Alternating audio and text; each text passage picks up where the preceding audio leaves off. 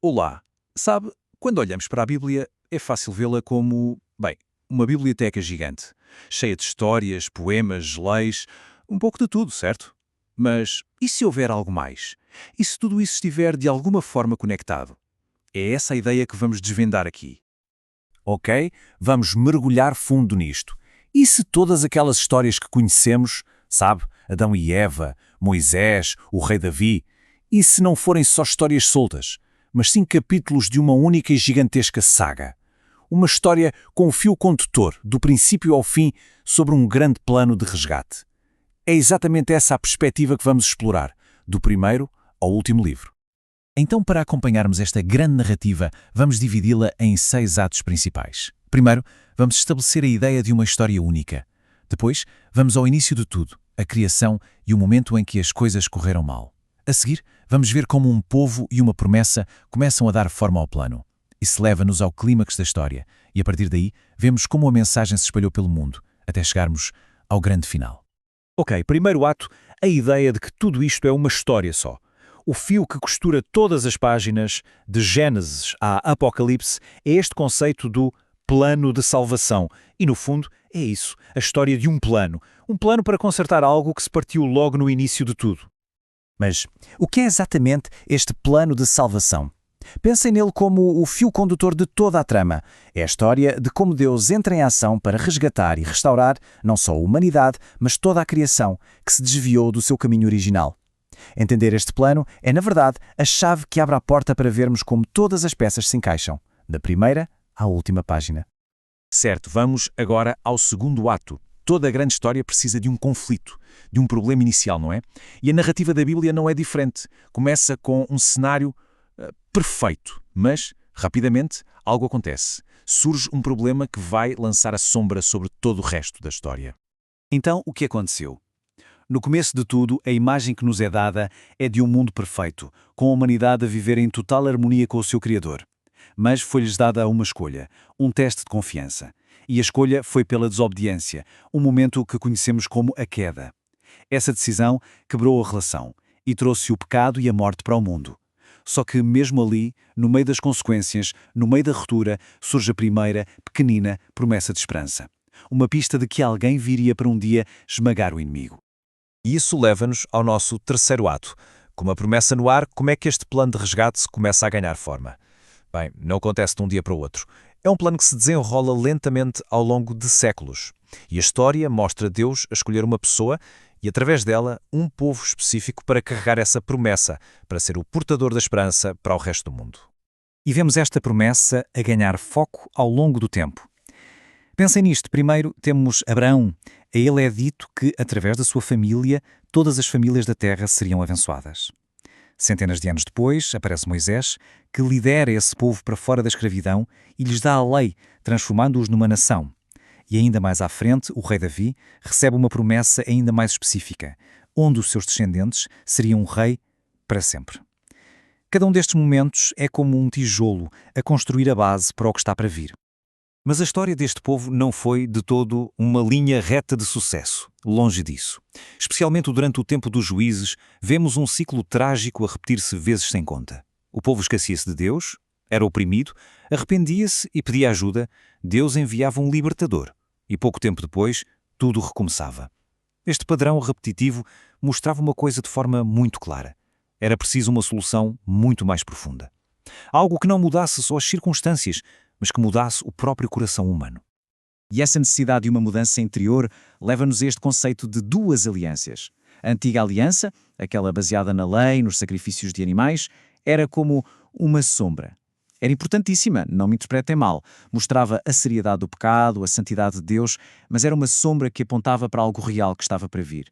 Apontava para a necessidade de um sacrifício que fosse perfeito e definitivo e para uma verdadeira mudança de coração. Essa realidade, a que a sombra apontava, é o que a Bíblia chama de nova aliança. E agora chegamos ao quarto ato, o clímax de toda a história.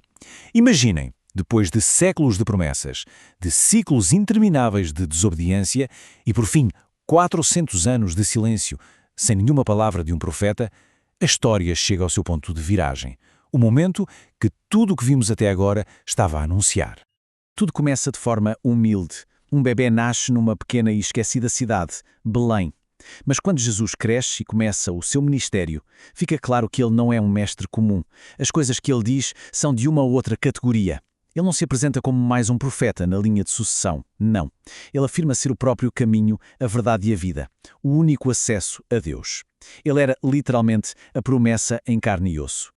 E esse caminho levou-o de forma voluntária à cruz. Este é o evento central de todo o plano de salvação. E o que aconteceu ali, segundo a narrativa, foi muito mais do que sofrimento físico. Foi ali que ele tomou sobre si o peso de tudo o que estava errado com a humanidade, pagando a dívida que nos mantinha separados de Deus. As suas últimas palavras foram "está consumado". Não significava acabou, mas sim a dívida está paga na totalidade. E nesse exato momento, a história conta que o véu gigante do templo, que separava o lugar mais sagrado do resto, rasgou-se de cima a baixo. Um símbolo poderosíssimo. A barreira entre Deus e a humanidade tinha sido removida. O acesso agora estava aberto para todos. Mas a história não podia terminar na morte. Seria uma tragédia. 3 dias depois, acontece o evento que vira o jogo completamente. O túmulo está vazio. A ressurreição não é só um milagre impressionante. É a prova. É a declaração de vitória sobre o próprio pecado e a morte. É a validação de que tudo o que ele disse era verdade e que o plano de salvação era real e eficaz. Atos 5. Uma vitória como esta sobre a morte não era para ser guardada em segredo, pois não? A ressurreição foi a faísca que deu início a um movimento global, imparável. Uma nova comunidade nasce com uma missão: partilhar esta notícia com o mundo inteiro. E o início deste movimento foi absolutamente explosivo. No dia de Pentecostes, aqueles mesmos discípulos que estavam escondidos, cheios de medo, são transformados. Pedro, o mesmo que tinha negado conhecer Jesus, levanta-se e prega com uma coragem inacreditável. E o resultado? 3.000 pessoas. 3.000 pessoas juntam-se a esta nova comunidade num único dia. A igreja tinha nascido.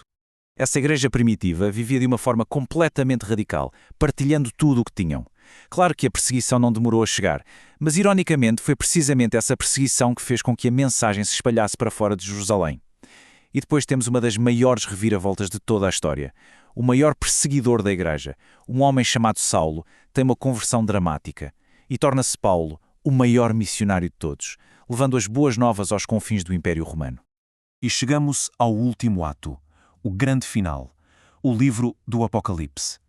E ao contrário do que muitos pensam, não é só um livro sobre o fim do mundo. É um livro sobre a resolução de tudo.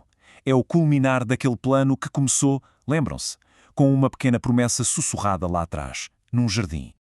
A visão final não é destruição, mas sim de renovação total.